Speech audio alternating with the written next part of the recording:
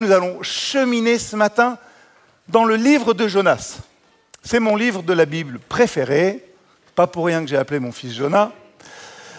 Je l'aime ce livre parce qu'il me renvoie à qui je suis finalement et comment on est. C'est pas un super-héros Jonas, c'est pas... Et pourtant Dieu vient et Dieu le travaille, ça nous dit beaucoup de choses. Alors on va cheminer, je prendrai quelques versets que vous verrez affichés aussi.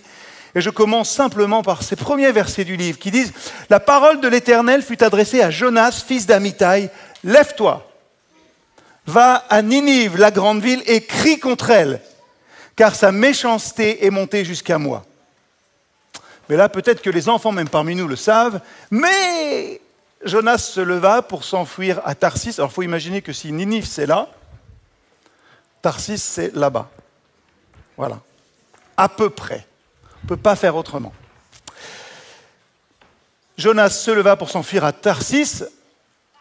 À la rigueur, si c'était loin de la ville de Ninive, on pourrait à la rigueur comprendre, mais le texte dit « loin de la face de l'Éternel ».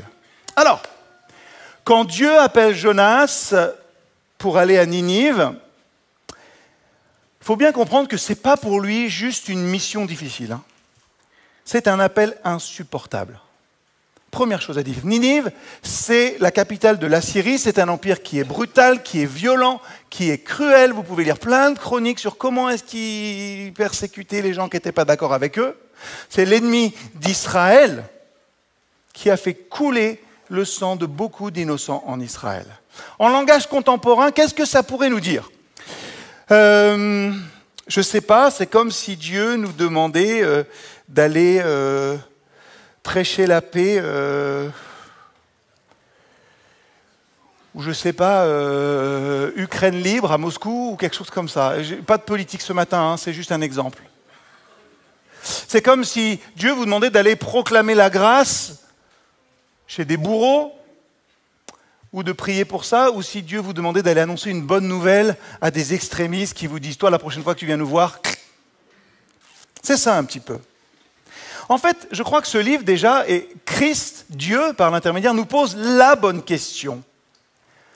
En fait, dans le livre de Jonas, la question qui est là, c'est « Et si Dieu changeait les règles ?» Et si Dieu nous demandait d'élargir le cercle de la grâce jusqu'à inclure nos ennemis? Ça, vous l'entendez. La bonne question, c'est est-ce que nous serions prêts à suivre un Dieu aussi imprévisible que ça? Jonas n'est pas lâche, il ne fuit pas par lâcheté, il fuit parce qu'il est indigné. Ce n'est pas la peur qui le pousse à fuir, c'est sa théologie. Il connaît Dieu. Je savais que tu es un Dieu bon, compatissant, miséricordieux, lent à la colère et riche en bonté. Il sait qui est Dieu. Il sait que Dieu aime, même ses ennemis. Et en fait, ce que ne veut pas Jonas, c'est vivre dans un monde comme ça. Jonas ne veut pas vivre dans un monde où Dieu aime même ses ennemis. Il refuse que la bonté de Dieu, la miséricorde, s'applique à Ninive, capitale de l'empire assyrien, ennemi cruel d'Israël, connu pour sa brutalité et ses conquêtes sanglantes. Jonas ne fuit pas un appel à cause d'un manque de courage, mais à cause d'une conviction théologique. Et ça nous travaille. Mes ennemis ne méritent pas la grâce. Dans sa théologie, à Jonas, prophète d'Israël, la grâce appartient à Israël, le peuple élu. Les autres, ils doivent recevoir jugement, punition, destruction. Son image de Dieu est limitée à une justice punitive et exclusive. Et dans le livre de Jonas, Dieu se révèle comme étant beaucoup plus large que la théologie de Jonas. Il est aussi, peut-être faut-il le rappeler, ce Dieu qui dit à Moïse « Je fais grâce à qui je fais grâce ?» On pourrait bien se le rappeler des fois ce verset-là. « Je fais grâce à qui je fais grâce ?» Qui par la bouche de Jacques affirme « La miséricorde triomphe du jugement ». Le drame de Jonas, c'est peut-être que c'est notre drame à nous aussi parfois, c'est qu'il est scandalisé par la grâce. Il est profondément perturbé par un Dieu qui aime aussi ceux qui font du mal. Et il préfère s'enfuir que participer à un plan de réconciliation qui ne correspond pas à quoi? Pas à ce qu'est Dieu, mais à lui, à ses attentes de justice. Et Jonas, finalement, il incarne cette tension que peut-être vous vivez dans votre foi depuis longtemps. C'est une tension universelle. Il n'y a pas juste vous qui pensez ça. Comment concilier la justice de Dieu avec sa bonté, son amour et sa miséricorde ? En fait, la Bible ne nie pas la justice de Dieu, mais elle la révèle comme toujours inséparable de sa bonté. Et ce que Jonas refuse de voir finalement, ce que nous parfois nous avons du mal à voir aussi, c'est que la paix de Dieu ne peut pas être sélective. Si elle est pour lui, si elle est pour moi, alors elle est aussi pour les autres. Et je crois que c'est à la croix de Jésus-Christ que ce paradoxe sera porté jusqu'au bout. Justice accomplie et grâce offerte, y compris aux bourreaux. Pardonne-leur, Seigneur, ils ne savent pas ce qu'ils font. Pardon. Jonas pose une question centrale à notre théologie. Suis-je prêt à ce que Dieu pardonne ceux que je ne veux pas pardonner ? Ça, c'est assez général. Vous pouvez dire oui comme ça. Le deuxième, le corollaire à cette question-là, c'est la suite, c'est est-ce que je suis prêt à moi devenir un messager de cette paix ? C'est rigolo comme on est quand même. On cherche souvent la paix pour nous, mais la justice pour les autres. Non ? C'est pas vrai ? Ça se manifeste dans bien des choses, dans bien des domaines, et je ne vais pas rentrer là-dedans. Comme Jonas, on a souvent 2 poids, 2 mesures. Nous prions pour que Dieu guérisse nos blessures, mais on a du mal à laisser guérir ceux qui nous ont blessés. Nous chantons la miséricorde, mais quand même, on espère que certains vont payer un jour. Dieu veut envoyer des porteurs de paix là où nous ne voulons pas aller. C'est ce que nous dit aussi ce livre de Jonas. Parfois, Dieu nous appelle à aimer nos ennemis, parfois. Si vous allez voir, parfois, il nous appelle à aimer nos ennemis, non pas en niant leur mal. On peut reconnaître le mal qui a été fait, mais on ne peut pas leur refuser la possibilité de la grâce. Être chrétien, c'est accepter que la grâce est toujours scandaleuse. Et elle l'est pour nous aussi si on regarde nos vies. Si on a cette conviction chevillée que Christ nous a sauvés, alors on sait que, il y a des choses pas super qu'on a faites et pourtant on a eu la grâce de Dieu à ce moment-là. Et j'avais envie de dire un truc, mais je ne sais pas si je devrais le dire, c'est que la paix commence quand on se laisse envoyer là où on ne voudrait pas aller. Peut-être vers un voisin difficile,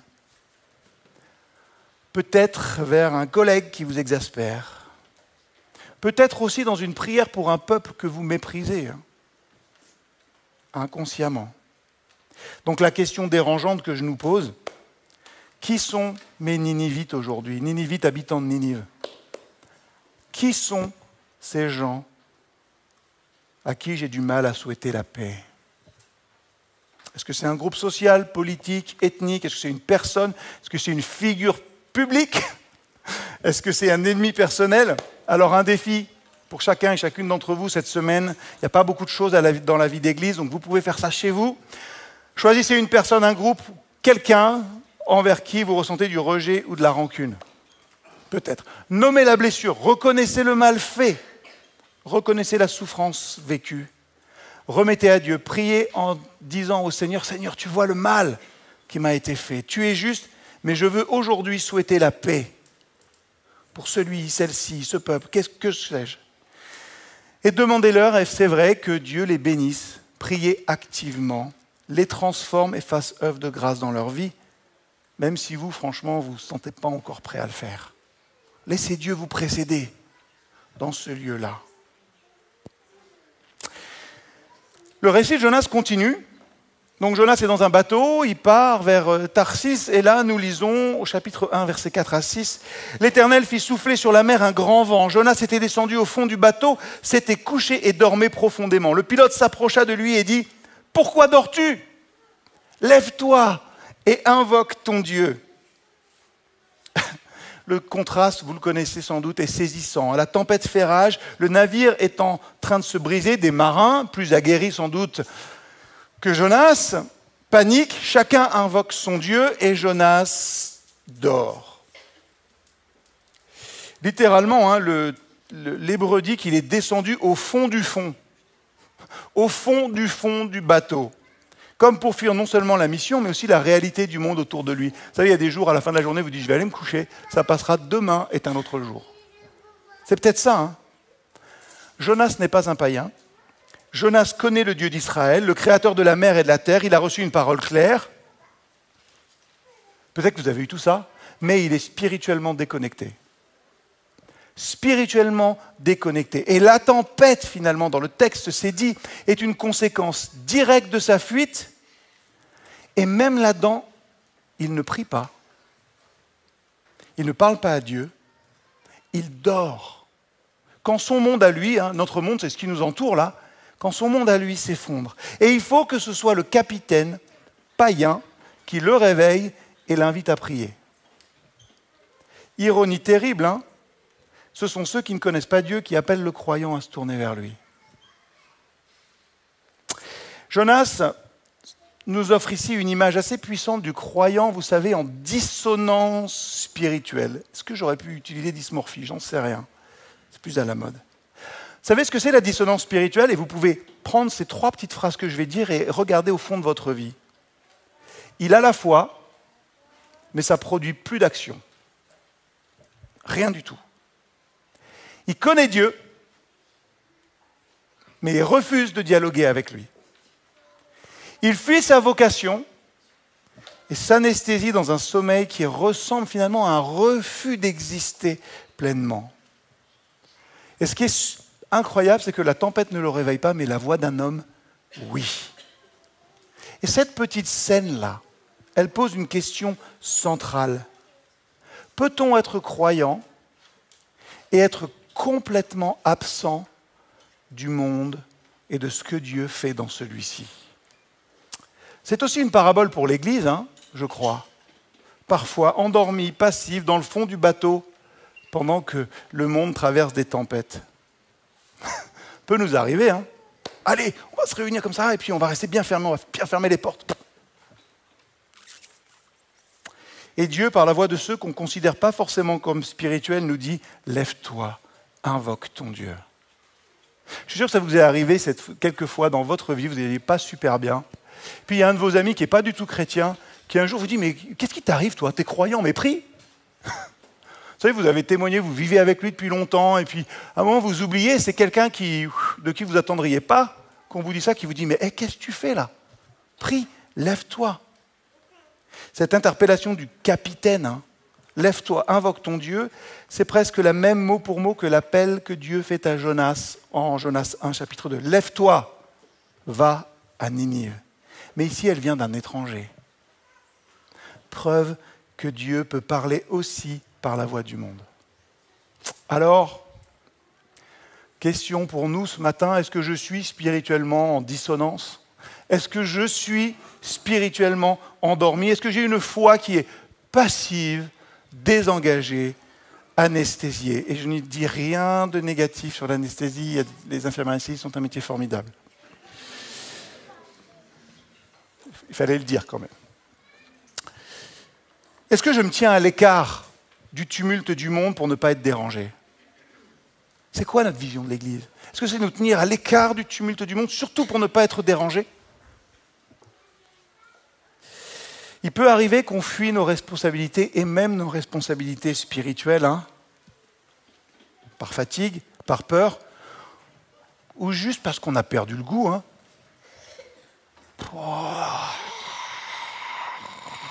Il est mardi, 19h25, et je ne suis toujours pas à la réunion de prière.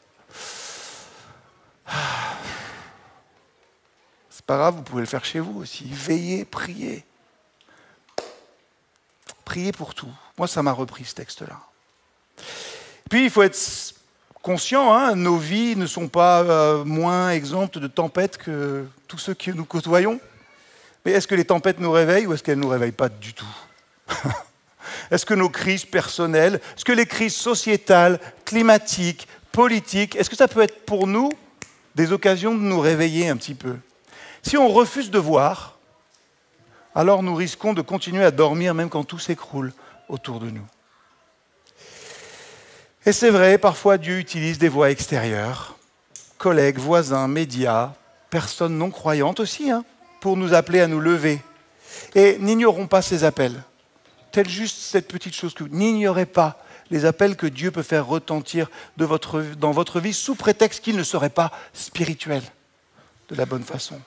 Alors, dormons-nous spirituellement alors que le monde souffre? Sommes-nous encore à l'écoute des autres, des cris des autres ou enfermés dans nos sécurités? Est-ce que l'Église est un lieu de refuge pour les païens en tempête ou un lieu où on dort en paix pendant qu'ils se noient? Dans quel domaine de ma vie je suis descendu au fond du bateau? Quelle est ma réaction face aux tempêtes du monde? La fuite, l'indifférence, le sommeil? Est-ce que j'écoute encore les voix que Dieu place sur ma route, même si elles sont inattendues? Est-ce que vous vous souvenez du premier devoir que je vous ai donné? C'est les cahiers de vacances presque. Je suis désolé, je n'ai jamais fait de ma vie. Ma mère a essayé, j'en ai fait 2 pages et puis après, impossible. Premier devoir, c'était de prendre quelqu'un qui vous a frappé, contre qui vous avez de l'animosité et de prier pour lui. Le deuxième, peut-être, vous pouvez prendre un jour pour faire ça. Prenez un temps de silence dans votre tumulte. Les vacances sont peut-être un temps propice à ça. Peut-être il y a moins de monde au bureau, vous êtes plus tranquille. Et demandez à Dieu, montre-moi les zones de ma vie où je dors. Et réveille-moi, s'il te plaît, Seigneur. Je suis sûr que vous réveillez vos enfants des fois. Des fois, vous aimeriez bien qu'ils le fassent tout seuls, mais vous dites, hé les gars, il est 8h moins 10 là, il est temps d'y aller. Prenez un temps de silence, demandez à Dieu, montre-moi les zones de ma vie où je dors et réveille-moi, Seigneur. Et notez une action concrète pour sortir de votre torpeur. Recontacter peut-être quelqu'un que j'ai délaissé. Lire ou prier, peut-être 5 minutes aujourd'hui. Me réengager dans un service, dans une cause, dans la prière. Jonas dormait dans le ventre du bateau jusqu'à ce que des étrangers le réveillent. Et si Dieu aujourd'hui ne te disait à toi aussi, lève-toi et invoque ton Dieu. Jonas 3. La parole de l'Éternel fut adressée à Jonas une seconde fois. C'est après le poisson, c'est après le tout. Lève-toi, va à Ninive. Et là, Jonas se lève et alla à Ninive selon la parole de l'Éternel. Et ô surprise! Il y a beaucoup de suspense dans le livre de Jonas. Les gens de Ninive crurent à Dieu. Dieu vit qu'ils agissaient ainsi et il renonça au malheur qu'il avait annoncé. Ce passage-là, cette parole de Dieu, c'est un séisme théologique pour Jonas. Dieu se repent. C'est-à-dire que Dieu change de direction. Et Jonas est furieux. Jonas, il avait annoncé un jugement et il voulait avoir raison. Jonas, il voulait le feu du ciel qui s'abatte sur Ninive. Mais Dieu n'est pas dans la logique du spectacle prophétique, pour tout dire. Il est dans la logique de la relation, de la miséricorde et de la transformation. Est-ce que ça aussi, on le vit dans notre relation les uns avec les autres? Dieu est dans la relation, la miséricorde et la transformation. Est-ce que moi, dans mon témoignage, je suis dans le spectacle prophétique, Seigneur, grande action accomplie, que celui-là soit foudroyé sur place, j'en sais rien? On prie des fois comme ça, que tu le foudroies par ta grâce. Si, c'est vrai.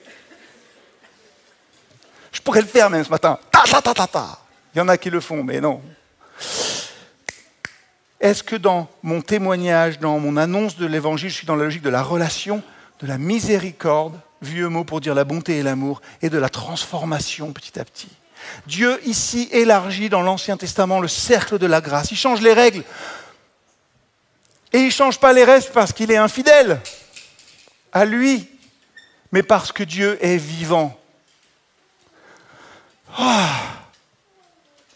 Parfois dans votre vie de foi, vous n'allez pas croire, je vais prendre mes âges à moi, à 46 ans comme vous croyez à 20 ans. Et des fois, ça va vous perturber.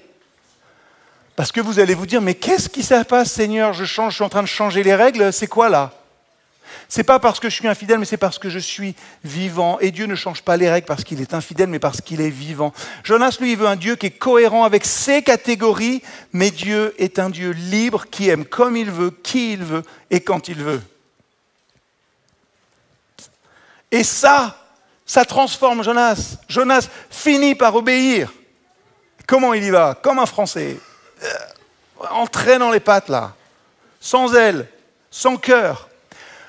Le texte ne dit pas qu'il se repent de sa fuite, ni qu'il se réjouit de sa mission. Hein. Il proclame le minimum syndical. Cling, ling, ling, ling. Encore 40 jours et Ninive sera détruite. Cling, ling, ling, ling, ling, ling, ling.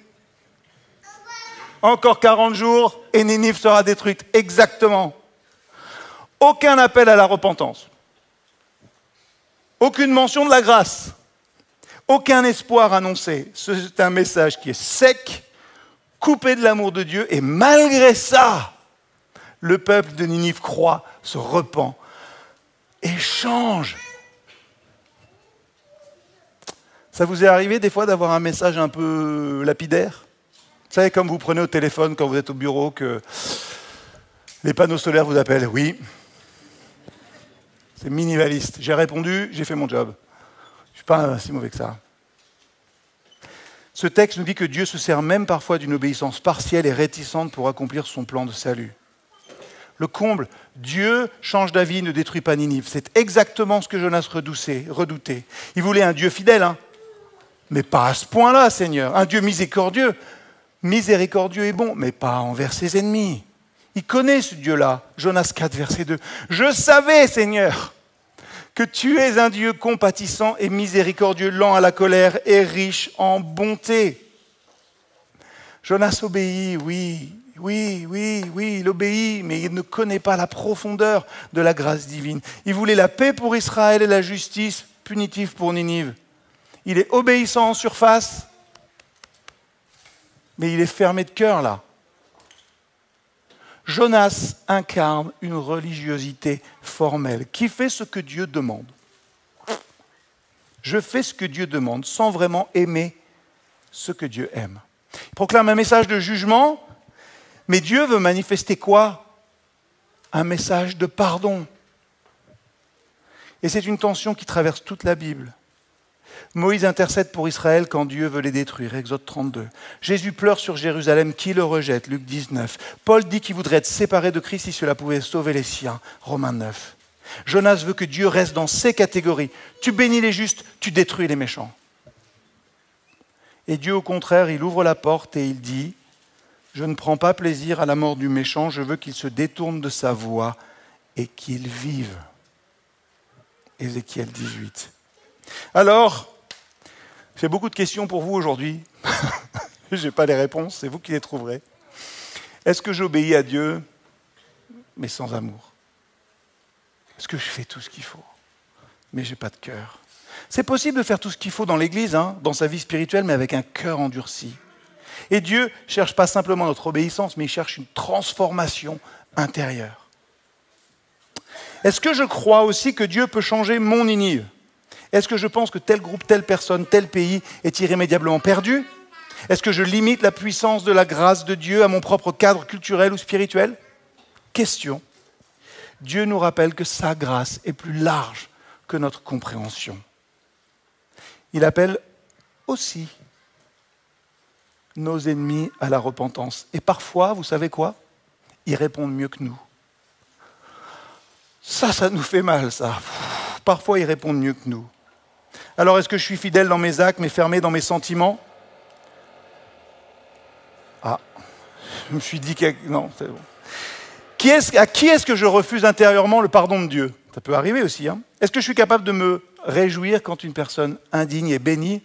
Est-ce que je laisse Dieu élargir mes convictions? Et est-ce que je suis prêt à reconnaître que Dieu agit hors des murs de mon église, hors de mes catégories? Ça veut juste dire qu'il faut, Jérémie, il faut que tu arrives à la fin. Là, il est long le temps, il faut que tu y ailles. Est-ce que je suis ouvert à ce que les gens, même que je condamne moi, s'ouvrent à la repentance? Et si Dieu agissait dans des camps de réfugiés, chez des musulmans, chez mes adversaires politiques, qu'est-ce que je ferais? Est-ce que je me réjouirais? Cette semaine, prenez un moment pour prier vraiment pour quelqu'un qui est difficile à aimer. Demandez au Saint-Esprit, Seigneur, donne-moi ton regard pour cette personne, pour ce peuple. Change mon cœur, pas seulement mes actes. Change mon cœur. va au fond des choses. Jonas a obéi à contre-cœur, pourtant Dieu agit puissamment. Alors, à combien Dieu pourrait agir fortement si nous avons des cœurs disposés? Allez, j'en ai fini. Jonas 4, versets 1 à 11. Toute cette miséricorde de Dieu-là, cela déplut fort à Jonas, il fut irrité. Il implora l'Éternel et dit « Ah, Éternel, n'est-ce pas ce que je disais quand j'étais encore dans mon pays ?» Et Jonas boude, sort de la ville, se fait une cabane, s'assit dessous à l'ombre pour voir ce qui arrivait dans la ville. Et Dieu lui dit quand même à la fin « Et moi, je ne pardonnerai pas à Ninive, la grande ville, dans laquelle se trouvent plus de 120 000 êtres humains et des animaux. » C'est fou dans ce livre. Jonas est en colère non pas parce que Dieu est injuste, mais parce que Dieu est trop juste dans sa miséricorde. Jonas voulait un monde simple, les bons gens bien reçoivent du bien et les méchants le mal, mais Dieu veut un monde sauvé et pas simplement un monde trié. C'est pas mal de réfléchir à ça. Hein. Dieu veut un monde sauvé, pas simplement un monde trié. Jonas, il est finalement plus attaché à sa vision de Dieu, à sa théologie, à comment il croit, qu'à Dieu lui-même. Et dans sa prière, Jonas cite Exode 34, le grand credo de la miséricorde divine, mais comme une plainte. Ce que Moïse ou David chantaient avec reconnaissance, Jonas le crie avec amertume. En gros, il dit en substance, tu es fidèle à ton caractère et c'est bien ça le problème. Jonas sort de la ville, attend la destruction, espérant encore voir tomber le feu du ciel. Et puis Dieu, dans sa pédagogie tendre et provocante, va faire pousser un ricin pour l'abriter du soleil. Un petit arbuste là. Et puis il va le détruire en une nuit. Et Jonas pleure la mort du ricin, mais pas la mort potentielle de 120 000 êtres humains. Non, ça. Et le contraste est saisissant. Dieu pleure la souffrance d'un peuple païen, Jonas pleure la perte de son confort personnel. Ah, qu'est-ce qu'on pleure, nous? Et Dieu l'interroge. As-tu vraiment raison de t'hériter? Tu as raison, tu as pitié du ricin et moi, je n'aurais pas pitié de Ninive. On a une crise spirituelle profonde ici. Jonas n'a pas de problème avec Dieu en général, mais avec la portée excessive de la grâce divine. Et le véritable scandale de la foi, ce n'est pas que Dieu juge, c'est qu'il pardonne à ceux qu'on veut voir juger. Et ça, on le retrouve au cœur du message de l'Évangile et du message de Jésus. Le fils aîné de la parabole du fils prodigue, il reste dehors parce qu'il ne supporte pas que le père fasse la fête pour un fils indigne. Le bon samaritain, le prochain n'est pas le religieux, mais l'étranger. Et si vous relisez cette semaine pour méditer le livre de Jonas, vous verrez qu'il se termine sans conclusion, volontairement, avec une question qui est posée au lecteur. Et toi, veux-tu un Dieu aussi large, aussi fou d'amour que celui-là? On vit dans un monde polarisé où chaque camp se sent justifié, offensé, agressé. C'est tentant de se choisir des ennemis, palestiniens, israéliens, russes, ukrainiens, les riches, les migrants, etc., de réclamer la justice dans notre sens. Mais Dieu dit, je veux sauver même eux. Peut-être qu'il dit même, je veux sauver surtout eux. Est-ce que je suis plus affecté par mes petits inconforts personnels ou par les sœurs des peuples qui souffrent? Est-ce que je veux la paix pour moi, mais pas la miséricorde pour ceux qui dérangent? Alors Dieu nous appelle, je crois, à sortir de notre cabane, et ça tombe bien, on a 1 an de travaux, et à voir les autres comme lui les voit. Dieu nous appelle à élargir notre théologie, notre compassion, notre vision de la justice. Alors cette semaine, oui, relisez ce livre de Jonas, demandez-lui de vous enseigner et de m'enseigner à moi d'avoir pitié de ceux qu'il aime, même si je ne les comprends pas. Et pourquoi pas tenter cette prière, et je vais la faire avec vous ce matin. Seigneur, élargis mon cœur à la mesure du tien. Donne-moi d'aimer ceux que tu aimes, même quand j'ai du mal à les comprendre. Je veux pleurer avec toi sur les villes et pas m'asseoir pour attendre leur chute. Vous pouvez remplacer les villes par plein d'autres choses. Jonas est le seul prophète de la Bible dont le livre finit sans résolution. On ne sait pas s'il change. On ne sait pas s'il retrouve la paix. On ne sait pas s'il accepte que Dieu aime ses ennemis. C'est peut-être volontaire finalement. parce que c'est à nous de finir l'histoire. C'est à nous de finir l'histoire. Allons-nous rester assis à l'est de notre monde à attendre que Dieu punisse ceux qu'on n'aime pas? Ou allons-nous rentrer dans la ville, porter la paix, être témoins d'un Dieu radicalement bon, infiniment libre et aimant? Je vais vous inviter à vous lever. Cette semaine, vous avez juste quelques petits devoirs à faire. Il n'y a pas de vie d'église. On va chanter un dernier chant qui sera une réponse à notre prédication avant d'aller dire bonjour, serrer la main, prendre un verre, les uns avec les autres. Et j'ai envie de dire que le Dieu qui aime Ninive remplisse nos cœurs de paix. Qu'il nous donne d'avoir le courage d'aller vers ceux qui nous font peur peut-être. Qu'il nous dérange par sa grâce. Qu'il nous guérisse par son amour. Et que notre vie soit un témoignage silencieux peut-être, mais puissant de l'amour qui sauve le monde. Amen.